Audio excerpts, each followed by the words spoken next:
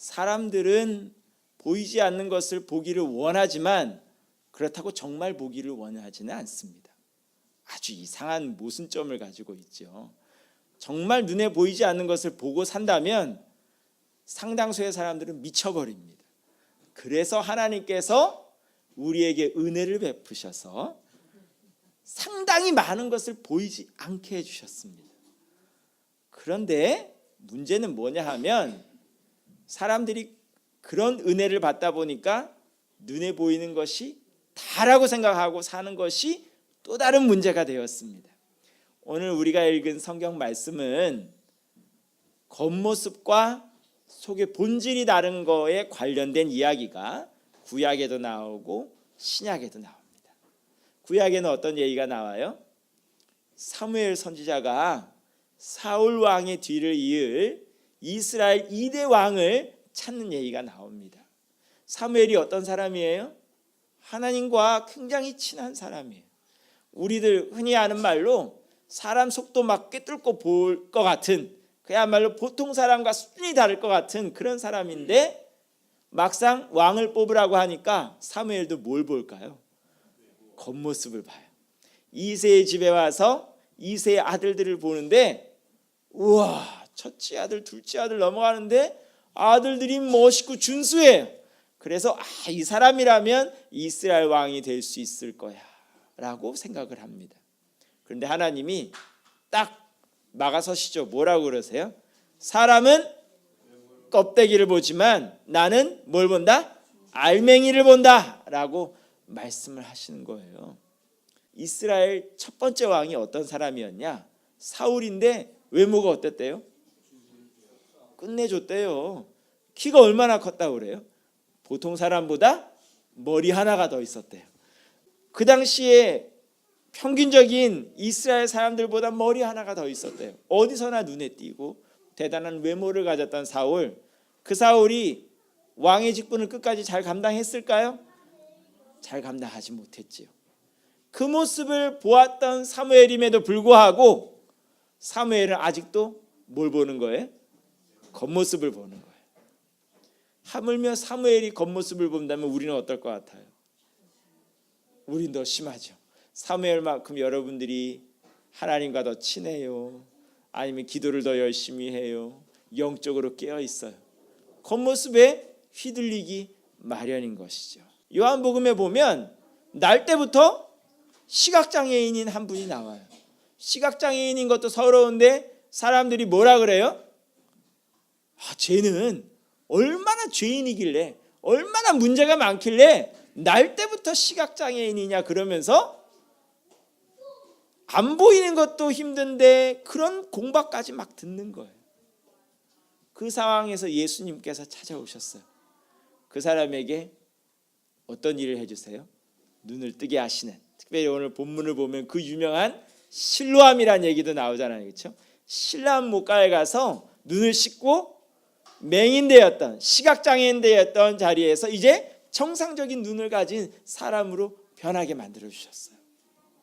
근데 문제는요, 한 사람이 시각장애인에서 멀쩡한 사람으로 돌아왔는데 주변 사람들 반응이 별로 안 좋아요. 원래는 막 박수 쳐주고 야 잘됐다 그럴 줄 알았는데 어떻게 해요? 시비 걸기 시작해요. 야 너 어떻게 못 찾았니? 어떻게 그렇게 되었니? 하면서 시비 걸기 시작해요. 그 모진 상황 다 겪고 나서 오늘 요한복음 우리가 읽은 말씀 끝부분에 나오는 얘기가 뭐냐 하면 예수님께서 딱 경고하시는 거예요. 니네들은 지금 이 시각장애인이 정말 맹인인 줄 아는데 그게 아니고 뭐라는 거예요?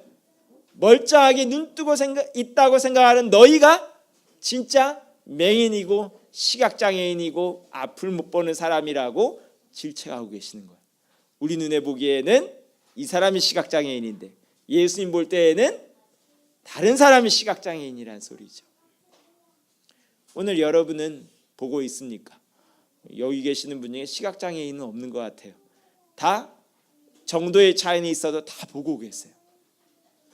그런데요, 하나님은 여러분들이 보고 있는 게 다가 아니래요. 정말 봐야 될 것은 따로 있대요. 그 얘기가 오늘 에베소서에 나오는 이야기죠. 에베소서 말씀에 나오는 이 책망이란 말씀, 오늘 5장에 반복돼서 나오는데, 책망이란 말씀은 야단친다는 의미도 있지만 원래 기본적인 뜻은 폭로하고 드러내는 거예요. 밝히 보여주는 거예요. 그래서 그런 관점에서 보면 오늘 말씀을 이렇게 이해할 수 있어요. 11절 말씀 보면요, 너희는 열매 없는 어둠의 일에 참여하지 말고 도리어 책망하라. 그럼 책망하라를 폭로하고 드러내라로 바꾸면 어떻게 될 것 같아요?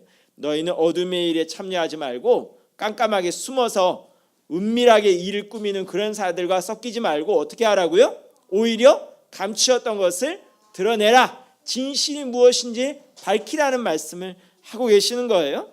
그러면서 13절 말씀을 보면, 그러나 책망을 받는 모든 것은 빛으로 말미암아 드러나나니 드러나는 것마다 빛이니라 라고 해석이 되어 있는데, 이것을 책망하는 말을 드러낸다는 말로, 폭로한다는 말로 다시 바꾸면 이런 식으로 말씀할 수 있어요. 그러나 빛으로 말미암아 폭로되는 것마다 다 드러나느니라. 당연한 말이죠, 그렇죠? 빛에 의해서 밝혀지고 드러나는 것은 다 보이게 되어 있다는 말이에요. 그런데 그 빛이 뭐냐가 문제예요. 그 빛이 LED 등도 아니고 태양도 아니고 그 빛이 뭐라고요? 바로 예수 그리스도라고 14절에서 말씀해 주는 거예요. 예수님의 빛이 와야 진짜가 보인다고 말씀하는 거예요. 예수님의 빛이 없으면 진짜가 보이지 않는다고 말씀하는 것입니다. 오늘도 우리의 삶 가운데 예수님의 빛이 비치지 않으면 우리는 무슨 일을 하게 돼 있냐 하면 11절에 나오는 말씀처럼 열매 없는 일을 하게 되어 있어요. 열매 없는 일이라는 게 이런 거예요. 굉장히 오래됐는데요, 선풍기 아줌마 얘기 혹시 기억하세요? 성형 중독에 걸린 어떤 분이 성형을 한 번만 받으면 되는데 두 번 받고 세 번 받고 하면서 얼굴이 점점 더 나아진 게 아니라 겉모습이 완전히 흉측하게 변해버린 거예요. 그래서 얼굴이 하도 퉁퉁 부어서 선풍기 아줌마가 돼버렸어요. 겉모습은 뜯어 고쳤는데 남는 게 없어요. 그렇다고 그 삶이 속이 바뀌었느냐? 속이 바뀐 건 아무것도 없어요. 선풍기 아줌마만 그런 줄 아세요? 요새 사회에 보면 화이트 칼라 범죄라는 것이 있어요. 화이트 칼라 범죄가 뭔 것 같아요? 소위 말해서 어렵고 힘든 사람이 저지르는 범죄가 아니고 유명하신 분들, 잘 배우신 분들, 신분이 높으신 분들이 저지르는 범죄에 대해서 얘기를 하는 거예요. 그게 화이트 칼라 범죄예요. 그런데 그 범죄의 특징은 뭐예요? 그 범죄를 저지르는 분들은 사회적으로 대단히 촉망받고 신망 있고 존경받고 인기 있는 분들이에요. 그렇지만 그 속은 어떤 거예요? 그 속은 망가질 대로 망가져 있는 거예요. 열매가 없는 거예요. 겉은 아무리 꾸몄는지 모르지만 어둠 속에 있으면, 예수님의 빛이 비치지 않으면 우리의 삶은 바뀌지 않는 거예요. 우리 속이 바뀌지 않는 거예요. 우리 삶 가운데 진정한 소망이라는 것이 생기지 않는 것입니다. 오늘도 주님께서 오셔서 빛이 되셔야 우리의 삶이 변할 수 있다고 얘기를 합니다. 아무리 스펙을 갖춰도, 아무리 많이 배워도, 아무리 높이 올라가도, 아무리 많은 것을 소유해도 우리의 속은 그런 식으로 변하는 것이 아닙니다. 주님이라는 빛이 오셔서 곳곳에 숨어진 것을 드러내시고 우리를 깨우쳐 주셔야만 우리가 어둠에서 빛의 자녀로 변할 수가 있는 것입니다. 오늘도 겉모습에 속지 마십시오. 교회도 사실상 어떤 면에선 겉모습을 갖춰드려요. 어떤 겉모습을 갖춰드릴 것 같아요? 직분이라는 겉모습이 있어요. 예를 들면 저는 목사고요. 여러분 중엔 장로님도 계시고요, 권사님도 계시고 집사님도 계시고 여러분들이 계세요. 그런데 하나님 앞에 가면 그 모든 직분이 의미가 있을까요, 없을까요? 그거는 우리끼리 있을 때 얘기해요. 하나님 앞에 갔을 때는 하나님은 직분을 보고 얘기하시는 분이 아니에요. 또한 우리는 교회에 와서 때로는 위선의 죄를 범하기도 해요. 사실상 우리의 실생활은 그렇지 않은데 교회에서는 그런 척하는 경우도 많아요. 하지만 하나님은 우리의 중심을 꿰뚫어 보시는지라 그 모든 것이 다 소용이 없어요. 오늘도 주 앞에 나온 자 뭐 해야 될 것 같아요? 예수님의 빛 가운데 다 드러내야 돼요. 내가 주 앞에 잘못된 모습들, 부족한 모습들, 더러운 모습들, 추한 모습들 다 드러내야 돼요. 그걸 우리가 뭐라고 할까요? 따라해 볼까요? 회개라고 하는 거예요. 회개라는 말이 단어 뜻이 뭐냐 하면 마음이 변한다는 거예요.